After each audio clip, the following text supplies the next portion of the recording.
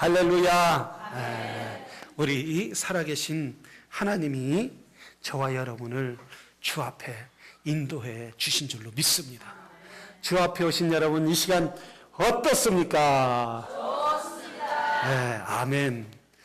이렇게 우리가 늘 좋은 날을 구하고 사모할 때에 우리 여러분은 주 안에서 좋은 날을 살아가게 될 줄로 믿습니다. 우리가 예수님을 이렇게 믿고 주 앞에 하나님을 예배하는 것도 가장 큰 기적인 줄로 믿습니다. 사람들은 어떻습니까? 하나님이 없다고 믿고 하나님이 있어도 귀중히 여기지 않고 자기가 원하는 대로 가지만은, 그러나 우리는 주 앞에 나왔으니 이게 복된 시간이요 복된 자리인 줄로 믿습니다. 우리 늘 주님을 귀중히 여기는 믿음의 사람들이 되기를 주의 이름으로 축원합니다. 우리 함께 은혜 받으실 말씀은 그의 교훈이라는 제목으로 함께 은혜를 나누는데, 좌우 옆에 분에게 참 잘 오셨습니다. 예, 주의 말씀을 들읍시다. 주의 말씀을 들읍시다. 아멘. 제가 이럴 때는 귀 있는 자는 들을지어다라고 했어요. 주님이 귀 있는 자는 들을지어다라고 한 게, 사람들이 귀가 없어서 못 들은 게 아니라 말을 해도 못 깨달는다는 거예요. 말을 해도 이해를 못 한다는 거예요. 그래서 주님이 뭐라 했어요? 너희가 귀가 없어서 들으라고 한 게 아니라, 못 듣는다고 한 게 아니라 마음의 문이 열리지 않아서 듣지 못한다는 거예요. 이 시간 마음의 문을 활짝 열고 아멘으로 화답하는 시간이 되기를 주의 이름으로 축원합니다. 교훈이라는 것은 여러분, 교육의 지표예요. 교육에서 그 방향성이란 말이죠. 그래서 학교에 가면 학교에는 각 교실에는 가운데에 태극기가 있고 옆에는 뭐가 있어요? 교훈이 아니라 그건 급훈이에요. 급훈이 있어요. 급훈. 그래서 급훈 생각나죠? 근면 성실, 협동, 그런 말이 있단 말이죠. 그리고 정직, 성실 이런 말이 있죠. 각 학교마다 급훈이 있고 학금이 있습니다. 우리나라에 이끌어가는 그 건국 이념은 뭐예요? 참 똑똑하시네요. 홍익인간. 그리고 미국은 뭐예요? 미국은 민주주의, 국민을 위한 국민의 정부, 이거죠. 자, 교육을 이루는 기본 원칙이 있단 말이죠. 그래서 우리 교회의 구호는 뭐예요? 우리 교회 구호는요? 하자. 예배에 성공하고 기도로 승리하고 말씀에 순종하자. 하자 하면 된다. 해보자. 이런 말이에요. 자, 오늘날 이 교육이 무너지니까 어떤 일이 일어나느냐면, 학교에 가면은 학생들이 선생님을 때리는 일이 있단 말이죠. 과거에는 상상도 못하는 그런 일이 있단 말이에요. 학교에 가서 여자 선생님이 얻어맞고, 그래서 그걸 부모에게 통보하고 부모가 오라고 하면 부모는 뭐라고요? 선생님 편을 드는 것이 아니라 학생 편을 들어서, 선생님 당신이 잘못 가르치고 잘못 지도했으니까 우리 애가 그렇지요 하면서 아이를 꾸중하는 것이 아니라 오히려 선생님을 꾸중하는 이런 교단이 붕괴되는 그런 아픈 현실을 우리가 바라보게 된다는 거예요.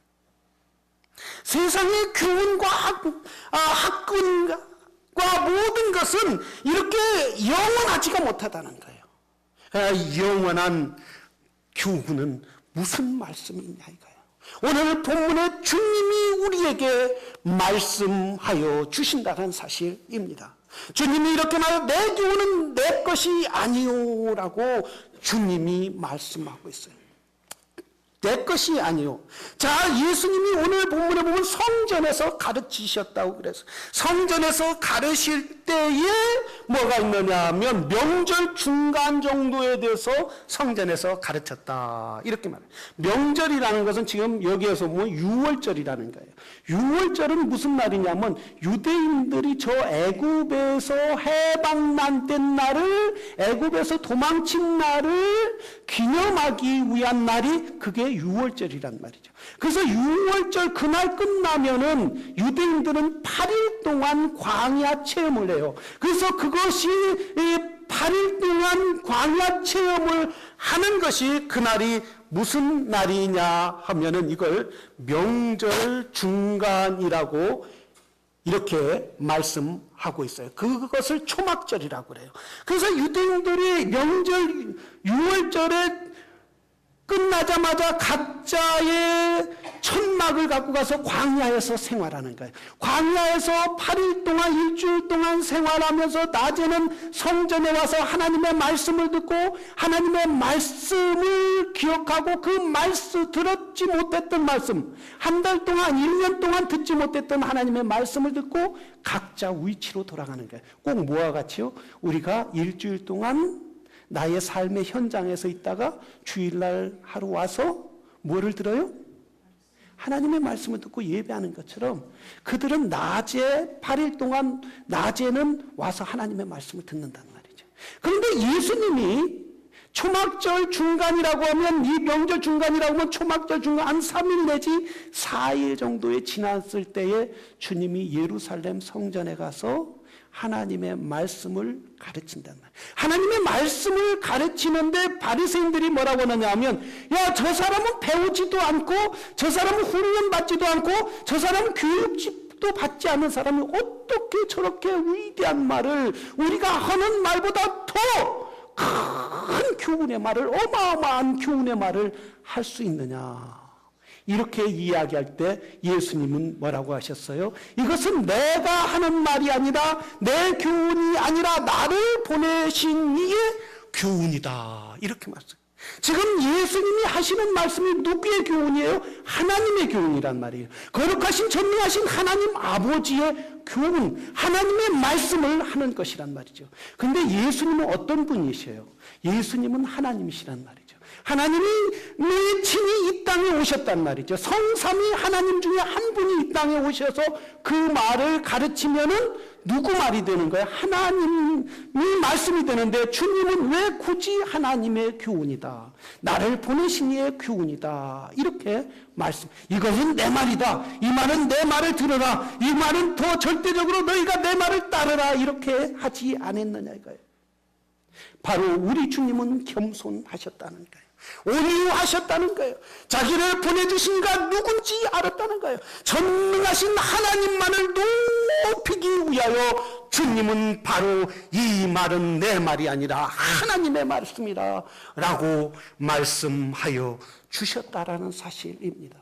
정녕 우리는 이 교훈의 말, 하나님의 말씀을 들어도 이해가 되지 않고 그렇다면 하나님의 말씀을 읽어도 알아듣지도 못하고 아무리 하나님의 말씀을 보려고 해도 너무나 시간이 바쁘고 쫓겨서 하나님의 말씀을 보지 못할 때가 얼마나 많이. 종종 내가 하나님의 교훈을 들으려고 주여 내가 빨간 라인, 파란 라인, 노란 라인을 다 쓰고 읽어도 바로 가면은 잊어버려요, 안 잊어버려요? 내가 오늘 하나님의 말씀대로 살아야겠다. 이 말씀대로 나를 교훈하시는 그 하나님 이 말씀대로 굳건히 지켜야겠다 하고 막 운전하고 가다 누가 싹 끼어들으면 신경질이 팍 난단 말이에요. 아내나 남편이 또는 화나게 하는 일이 있으면 마음에 분노가 생겨서 내가 그 말 괜히 했네.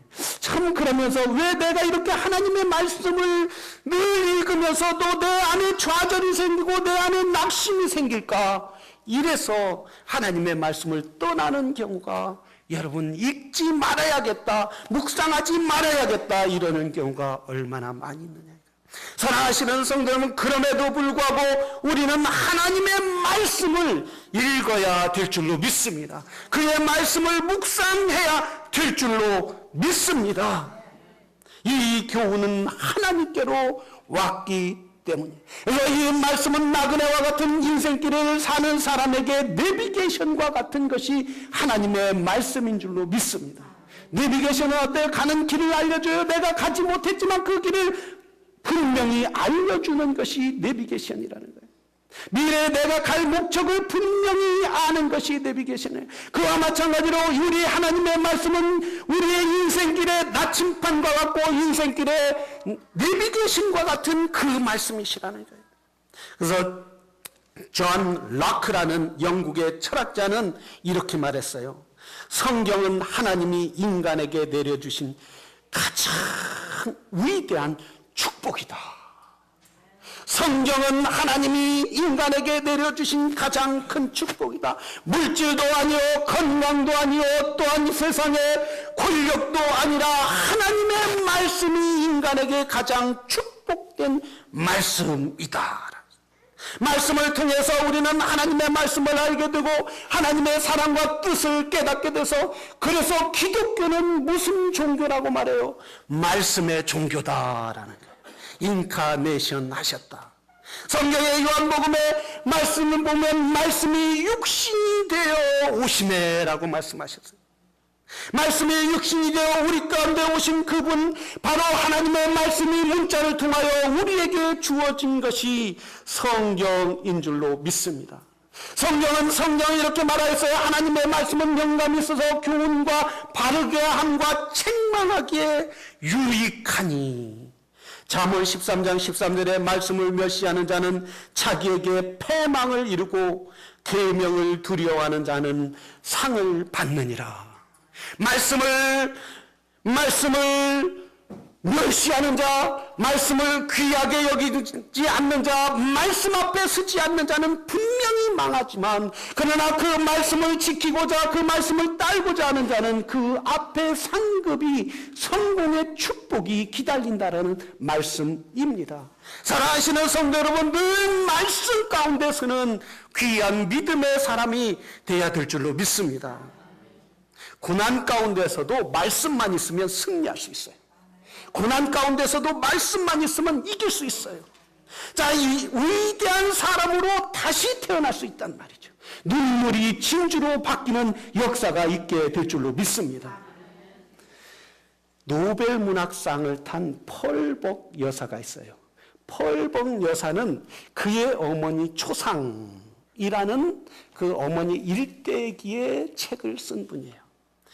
이 펄벅 여사의 어머니는 22살 22의 아버지에게 시집을 갔다고 그래요. 22의 아버지에게 시집을 가서 선교사인 아버지를 따라 중국에 갔어요.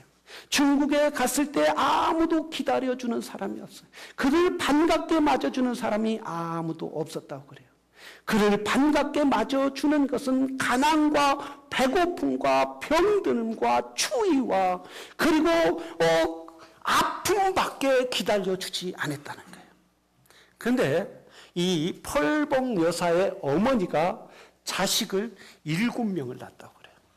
7명을 낳았는데 그 중에 4명을 가슴에 묻어야 했다고 그래요. 3명만 뭐 했어요? 생존한 거죠. 그런 아픔 가운데, 그런 고통 가운데서도 때로는 먹을 것이 없고 질병에 의해서 자녀들이 잃어버리는 가운데서도 어머니는 항상 아이들에게 웃는 얼굴로 대해줬다는 거예요. 그래서 이 펄벅 여사는 자기네가 가장 부자인 줄 알고, 그리고 자기네가 모든 것이 풍부한 줄 알고, 그래서 자기는 고생을 모르고 자랐다라는 거예요.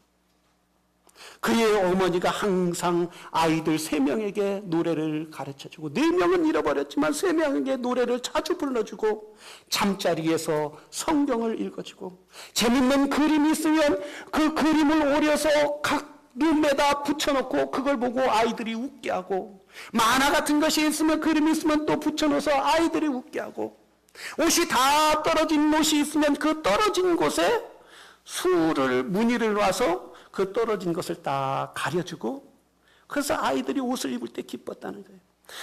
아무리 흠옷이라도 깨끗이 빨아갖고 새 옷처럼, 새 옷을 입는 느낌처럼 입게 해줬다는 거예요. 그래서 그분은 펄벅 여사는 자기 어머니가 가장 위대하다.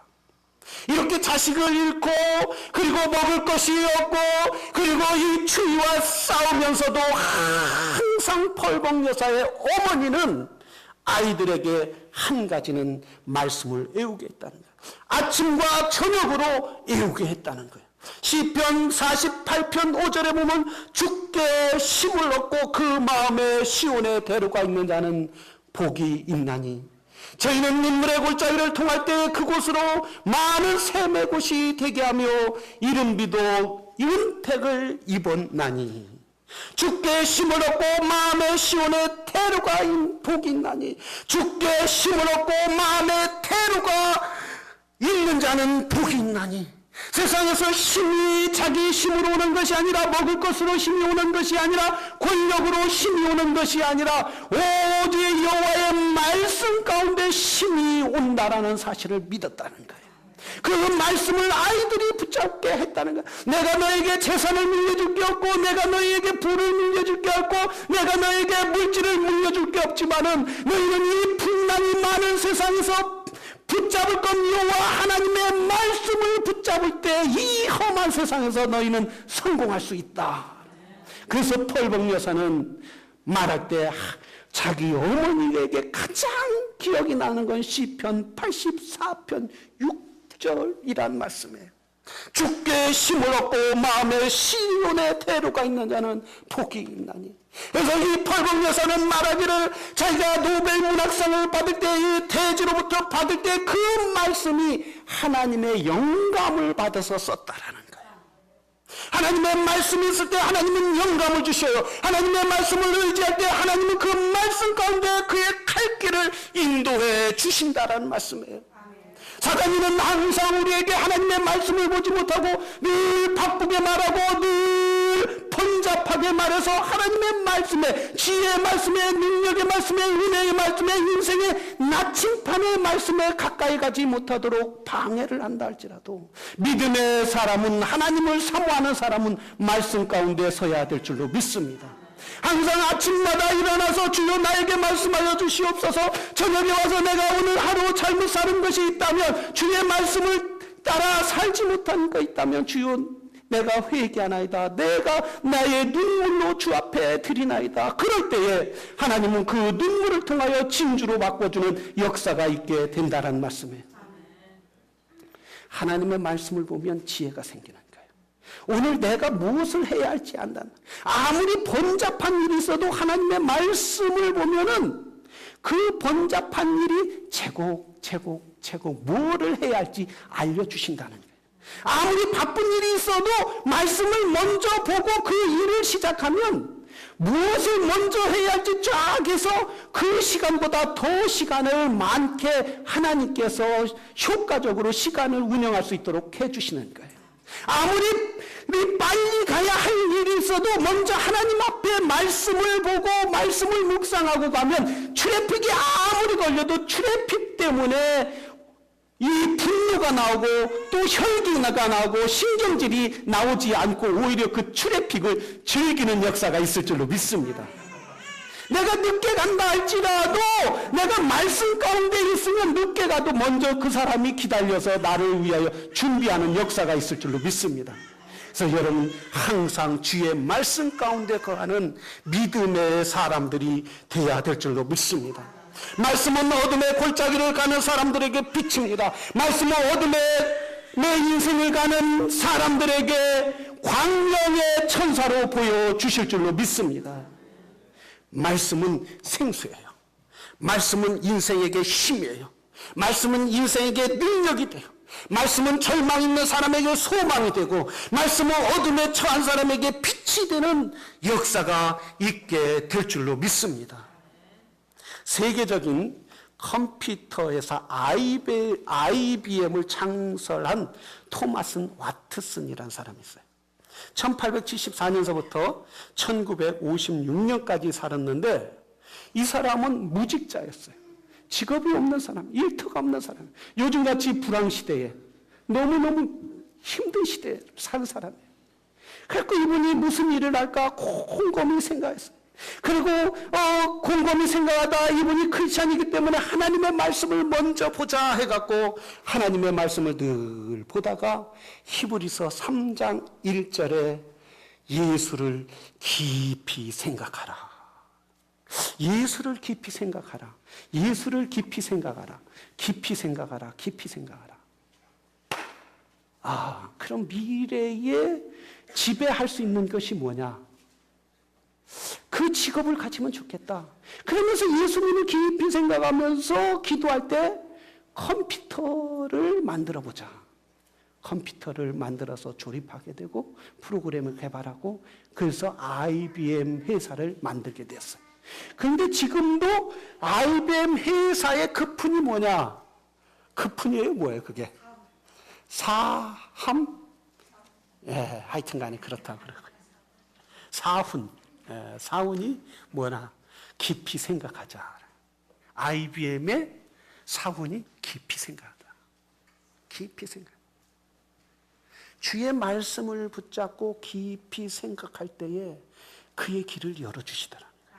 무엇을 해야 할지 하나님이 영감을 주시더라. 영감을 주셨을 때 어떻게 해요? 움직여야 돼요. 그 말씀대로. 영감만 시큰 받고 영감처럼 살아서는 아니 된다는 거예요. 하나님이 나에게 영감이 오면 그 사업을 해야겠다. 그럼 그 사업에 대한 영감이 오면 그러면 이 사업을 어떻게 할 거냐? 무엇을 위해 할 거냐? 어떻게 조달할 거냐? 주여 나는 아무것도 없지만 하나님이 조달해 주시옵소서. 이렇게 하나님 앞에 구할 때 누구를 찾아가야겠습니까? 주여 그 사람을 찾아갔을 때 그 사람이 마음을 열어주시겠습니까? 안 열어주시겠습니까? 그러면 어떻게 열겠습니까? 하나님 요즘같이 어려운 사람 호주머니에서 어떻게 돈이 나오겠습니까? 주님이 열어주시옵소서. 그렇게 하나님 앞에 구할 때 하나님이 먼저 가서 그들의 마음을 열어주실 줄로 믿습니다. 그래서 이 와트스는 바로 하나님을 의지한 거예요. 하나님을 깊이 생각한 거예요. 내가 내 이윤만 아니라 하나님 나라를 위하여 쓰자. 그래서 이윤의 몇 프로를 하나님 나라와 선교와 세계 복음을 위하여 쓰자. 뚝 떼서 선교를 위하여 교회를 위하여 이렇게 사업을 시작을 하게 되었다는 거예요. 그래서 세계적인 IBM 컴퓨터 회사가 이루어졌다는 사실입니다. 여러분, 우리가 사업할 때도 우리가 일할 때도 먼저 하나님 나라를 먼저 생각하기를 바랍니다. 하나님 이 사업을 통하여 어떻게 나에게 말씀하셨기를 원합니까? 이 사업을 통하여 어떻게 일하시기를 원합니까? 하나님 이 사업을 통하여 하나님의 영광이 드러나기를 원합니다. 나 혼자 잘 먹고 내가 모든 걸 벌어서 모든 사람들에게 명예를 높이고 내 자랑을 높이고 내 이름을 나타내기를 원합니다가 아니라 그러면 뭐 한다고요? 분명히 끝이 있다는 거예요. 망하게 된다는 거예요. 그러나 우리 하나님 나를 잡아주십시오. 이 사업을 하나님이 열어주신 줄로 믿습니다. 말씀에 쓰는 기업이 되게 하여 주시옵소서. 하나님이 끝까지 붙잡아 주시는 그런 역사가 있다는 거예요. 하나님 나에게 이 말씀을 하여 주십시오. 하나님이 말씀하실 때 내가 무슨 일을 해야 할지 보여주시옵소서. 구할 때 응답하는 말씀 가운데 역사하는 하나님을 바라보시기를 바랍니다. 우리가 이렇게 주일학교를 위하여 봉사하고 성가대를 하는 것, 하나님 분명히 열매를 맺게 하여 주신다는 사실이에요. 이 일이 어떤 일이 있었느냐면 미국 오하이오주 작은 농촌 마을에 있었던 일이에요. 한 남자가, 젊은 성도가 교회에 열심히 신앙생활하고 주일학교하고 성가대를 했어요. 그런데 교회를 이렇게 가는데 4명의 아이들이 동네에서 막 놀고 있는 거예요. 놀고 있어서 쟤들을 데려다가 교회에 데리고 가야겠다. 얘들아, 노는 것보다 더 재밌는 일이 있어. 노는 것보다 더 비전이 있어. 너희들 놀면은, 여기서 놀면은 비전이 없지만 하나님 말씀이 있으면 비전을 크게 가질 수 있어. 얘들아, 교회에 갈래? 교회를 데리고 왔어요. 여러분, 전도가 이래서 중요한 거예요. 지금 열매가 없는 아이들은 미래에 큰 열매가 있다는 거예요. 그런데 이분이 이제 이 아이들이 커서 대학에 들어가고 도시에 다 갔어요. 이분도 나이가 먹어서 늙었어요. 이제 더 이상 주일학교와 성가대를 할 수 없겠다. 내 인생 이렇게 하나님 앞에 드렸으니 하나님이 열매를 주시옵소서. 이렇게 이런 마음으로 이제 더 이상 할 수 없어서 은퇴를 하게 됐어요. 1932년 이 늙은 성경 교사는 은퇴식 겸 이제 생일 파티를 하였어요. 이제 우리 성가대 할 때도 연세가 너무 들어서 하면 은퇴식을 한번 가져주시죠. 은퇴식 겸 이제 생일 파티를 하는데 4통의 편지가 온 거예요. 한 통은 중국으로부터 온 거예요. 선생님, 저를 이렇게 키워서 제가 선교사 와서 중국에서 복음을 전합니다. 또 한 통의 편지는 미 연방은행 총재로부터 편지가 온 거예요. 선생님, 선생님이 말씀을 가르쳐줘서 내가 이렇게 훌륭한 사람 미국을 짊어지고 가고 있습니다. 한 통은 또 한 통은 어디서 왔느냐 하면 저 대통령 비서실로부터 온 거예요. 선생님, 그동안 일생 동안 주를 위하여 충성되게 살아온 선생님 두고 진심으로 감사드립니다. 선생님의 수고는 헛되지 아니했습니다. 또 한 통은 어디로부터 왔겠어요? 대통령으로부터 왔어요. 그때 미국은 지금처럼 경제 대공황이라서 일어나서 모든 사람들이 힘들어하고 고통스러워할 때 이 후보 대통령은 하나님의 말씀으로 미국 대공황을 무사히 빠져나오고 빛으로 인도한 사람이란 말이죠. 이 후보 대통령이 마지막으로 4번째 편지 왔는데, 선생님, 그때 당시에 선생님이 나를 주의 말씀으로 인도했기에 내가 오늘날 미국을 이끌어가는 대통령이 되었습니다. 선생님이 나를 주님 앞에 인도하시지 않았다면 나는 어디에서 그저 농사나 짓고 저 오하이오 시골에서 아직 그 일에 만족하며 살 수밖에 없는 그런 인생이지만, 선생님이 말씀으로 나를 훈련시키고 가르치기에 오늘날 이 큰 일을 하고 있습니다.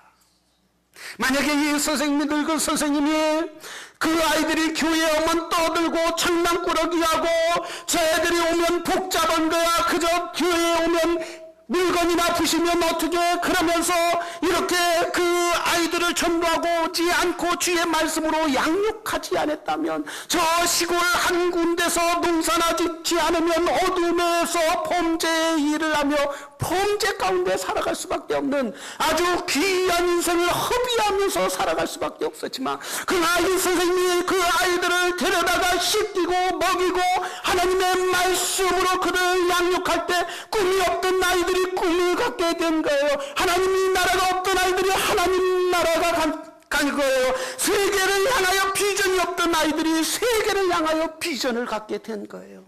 하나님의 말씀은 사람을 변화시키는 역사가 있는 줄로 믿습니다. 그래서 이 아이들이 장차 커서 미국을 위하여 세계를 향하여 나가는 하나님의 위대한 사람이 되었다는 거예요. 사랑하시는 성도, 우리 교회는 셀 리더를 앞으로 귀중히 여겨야 될 줄로 믿습니다. 셀 리더가 하나님 앞에 무릎 꿇는 거예요. 말씀 가운데 서는 거예요. 이 셀이 무거운 짐이 아니라 바로 하나님 앞에 들었을 때 하나님이 나에게 주신 그 은혜를 바라보며 나에게 이웃들을 섬기며 성도들을 섬기며 연약한 성도들을 다시 빌드업 하라고 하나님이 나에게 세워주신 줄로 믿습니다. 이 말씀 가운데 쓸 때에 하나님이 나에게 주신 그 사명감을 더 주실 뿐만 아니라 능히 감당할 수 있는 힘을 주실 줄로 믿습니다.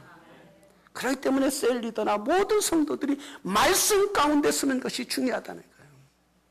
여러분, 셀 리더 훈련에 열심히 참여하시기를 바랍니다. 할렐루야. 아무리 바빠도 먼저 주님의 나라를 위하여 서야 한다는 사실이에요. 주님의 말씀에 쓸 때에 회사 동료가 아무리 나를 힘들게 해도 그건 문제가 되는 게 아니에요. 회사 상사가 나를 아무리 짓눌러도 그게 문제가 되는 게 아니에요. 내가 말씀에 쓰기만 한다면 사업이 아무리 어려워도 그것이 문제가 되는 게 아니에요. 우리가 말씀했을 때에 어떠한 어려움도 능히 이기고 감당하고 나가게 될 줄로 믿습니다. 하나님의 말씀을 읽을 때, 성령의 감동을 받을 때, 하나님의 말씀과 함께 할 때 우리는 세상에서 성공할 수 있는 승리의 확신을 갖게 되는 거예요. 제자 훈련에 참여하고 셀리더 훈련에 참여하고 새가족에 참여한다면 여러분 인생은 길은 열리게 되는 거예요. 막혔던 담이 무너지는 역사가 있는 거예요. 그리고 어떤 길이 열려지는 역사가 있는 거예요. 여러분, 막혔던 역사가 열리고 막혔던 길이 뚫리고, 그래서 하나님의 말씀에 서는 귀한 믿음의 성도들이 되기를 주의 이름으로 축원합니다. 우리 다 같이 기도하겠습니다.